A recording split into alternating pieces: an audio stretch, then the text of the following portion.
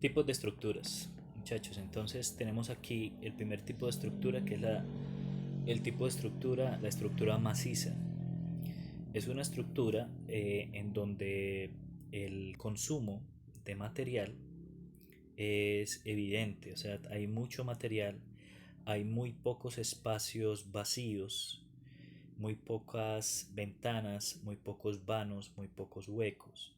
Son estructuras masivas donde hay mucho material, o también son estructuras adinteladas, como es el caso del Partenón, eh, del Panteón, perdón, en Grecia, que es la fotografía que estamos viendo acá, que son estructuras adinteladas, o sea, que tienen un dintel.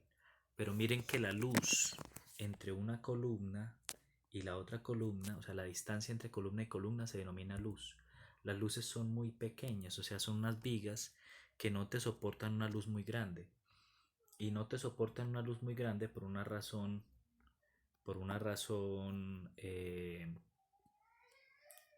técnica, y es que el material no es muy bueno para resistir flexión, es muy bueno para resistir compresión.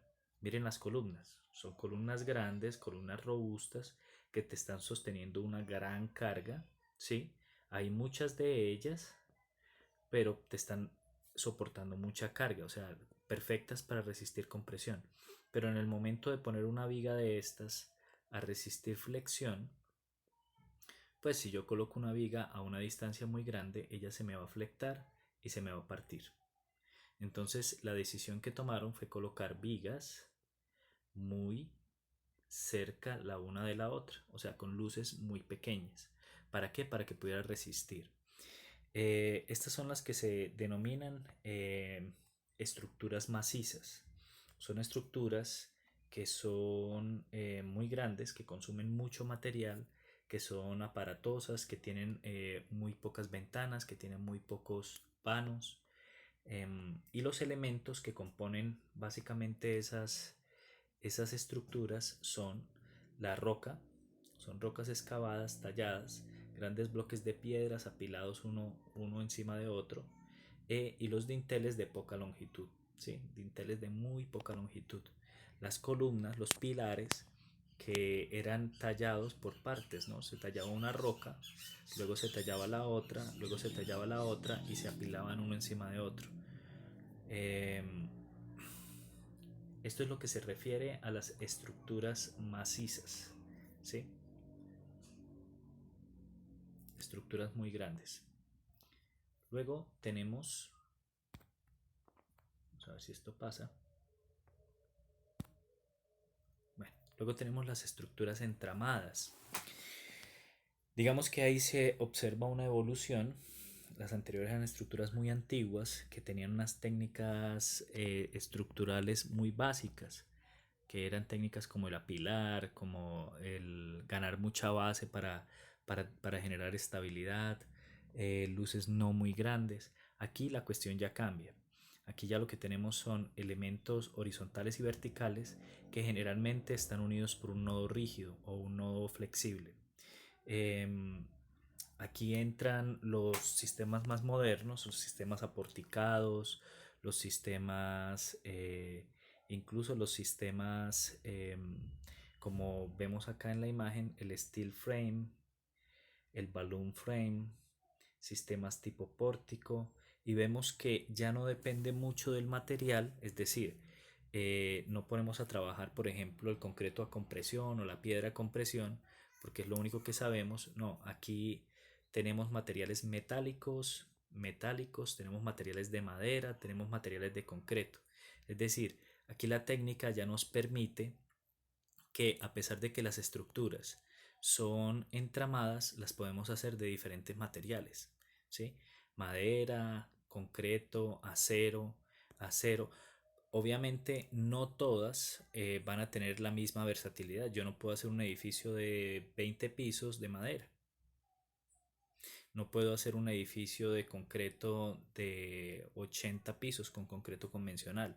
Ahí tendría que recurrir al acero o mirar qué se puede hacer.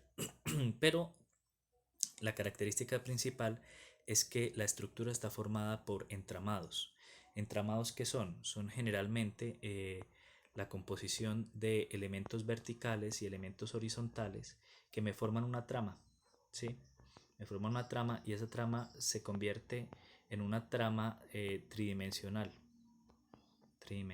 generalmente. Entonces en tres dimensiones, digamos como se ve acá en la figura o como se ve acá. No necesariamente la trama tiene que estar ortogonal, o sea, a 90 grados, como se ve acá. Puede ser con un ángulo diferente. Pero esos son los elementos entramados. ¿Cuáles son, perdón, las estructuras entramadas? ¿Cuáles son los elementos, perdón, a ver, eso, cuáles son los elementos que conforman esos entramados? Ah, bueno, entonces son las zapatas, las placas flotantes, los pilotes como cimientos. Entonces en los cimientos de esas estructuras tenemos zapatas, placas flotantes, pilotes. Y con los elementos superficiales, los que se ven, tenemos columnas, tenemos vigas, tenemos placas aligeradas, placas macizas, viguetas, etc. Esos son los elementos estructurales de ese sistema de entramados. A ver, qué pena estar saltando de diapositiva, pero créanme que no es muy fácil manejar esto. Bueno, eh, me disculpo. Aquí observamos una zapata, ¿sí? Las zapatas que generalmente se utilizan en la cimentación de estos edificios entramados. Aquí observamos un elemento que se conoce como eh, losa o placa. Ese elemento losa o placa aquí se está construyendo. Entonces lo que podemos ver acá es estos espacios donde hay unos aceros armados. Aquí hay unos aceros armados. En todo esto se está generando unos aceros. Estas cosas blancas son los casetones que al final se pueden remover por debajo.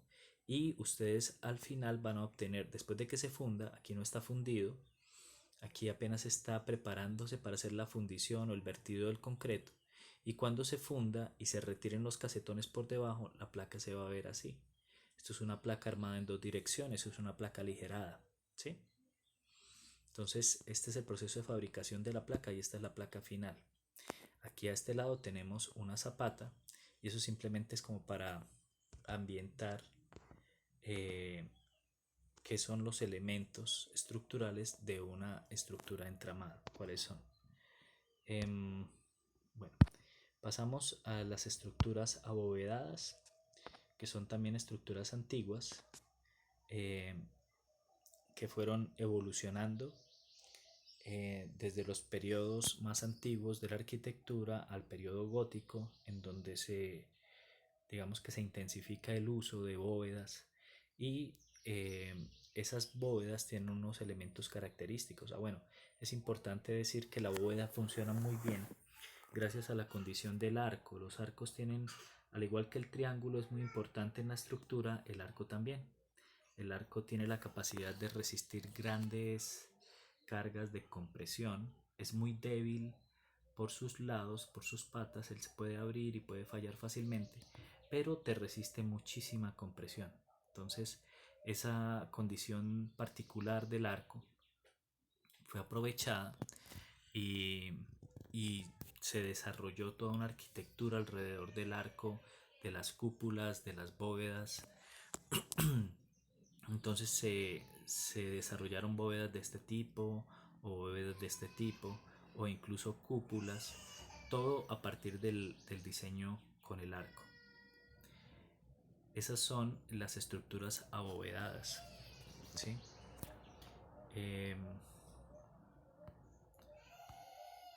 Las siguientes son las estructuras triangulares.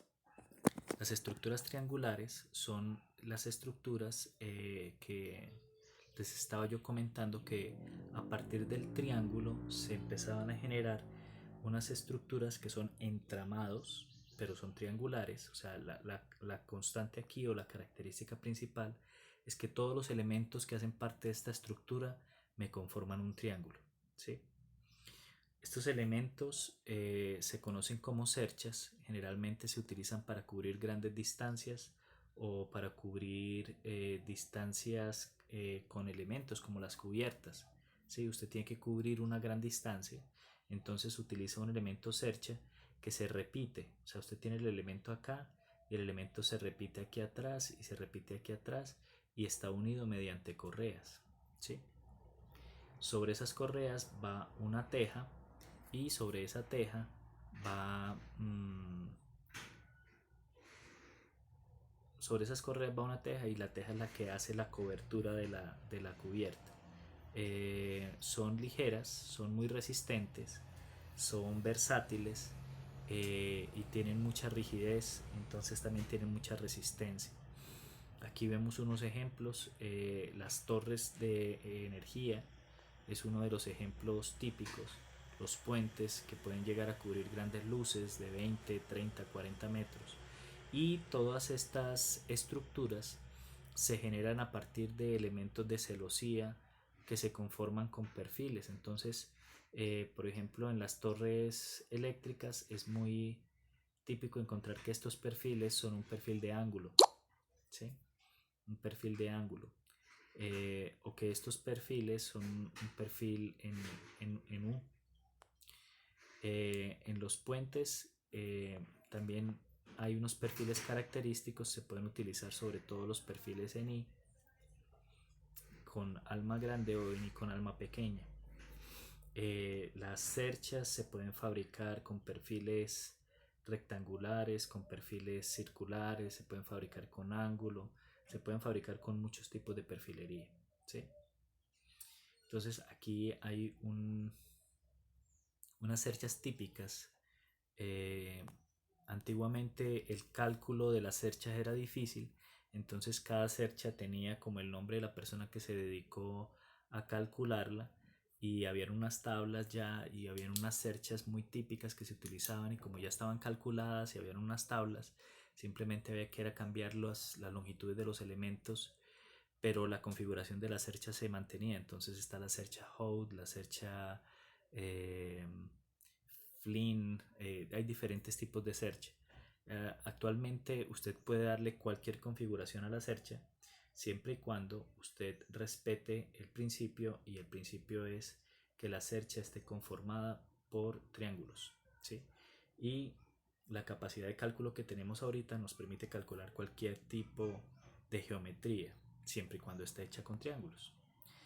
Eh, Estructuras laminares. Entonces las estructuras laminares son estructuras donde se utiliza una lámina de concreto, una lámina muy rígida, pero muy delgada de concreto, que tiene unas propiedades debido a su geometría, unas propiedades de concentración de esfuerzos y de distribución de esfuerzos que son óptimas para que su estructura sea autoportante. Es decir, estas láminas tienen muy poco apoyo, es decir, usted no va a encontrar con este tipo de estructuras un gran número de columnas que la estén sosteniendo, no, las estructuras son autoportantes y son muy delgadas. O sea, es impresionante cómo estas estructuras pueden llegar a ser tan delgadas. Estamos hablando de láminas de 10 centímetros, de 15 centímetros en algunos casos. Eh, entonces hay un análisis que se hace de estas láminas para ver si resisten y para mirar su configuración, sobre todo en términos geométricos, ¿no? La configuración geométrica es muy importante para este tipo de estructuras. En este tipo de estructuras es muy interesante o muy importante analizar esta matemáticamente y pues geométricamente este elemento que es el paraboloide hiperbólico o la silla de montar, ¿sí? A partir de esa silla de montar se hacen estructuras como esta, ¿sí? Pero esta es una figura geométrica que pues se ha analizado.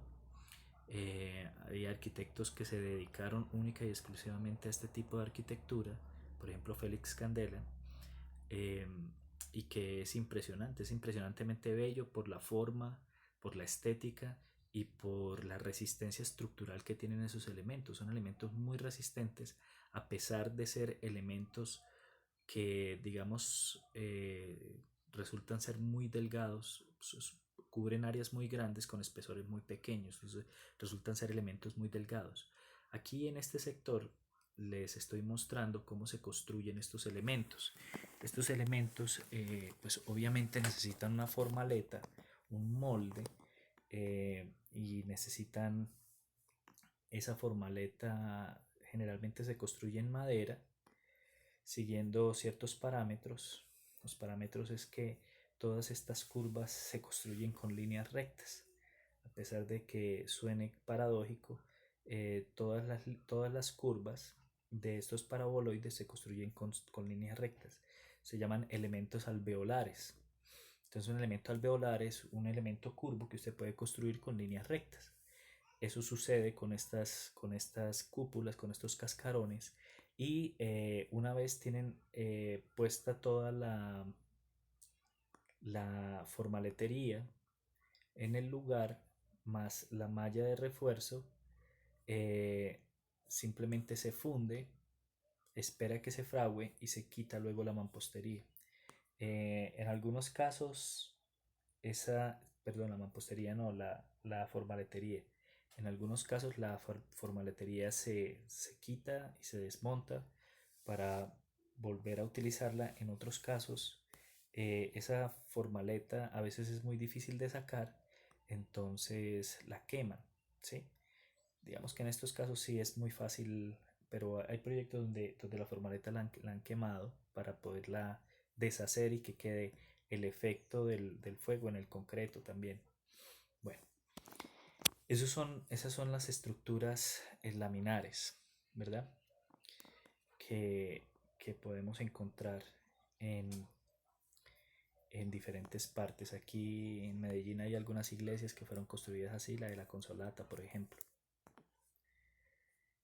Entonces, gracias a su curvatura, son más resistentes a pesar de ser láminas finas. Suelen usarse en cubiertas onduladas, y son de un impacto visual grande, ¿no? O sea, son bastante impactantes cuando uno las ve. Las estructuras, bueno, paremos aquí.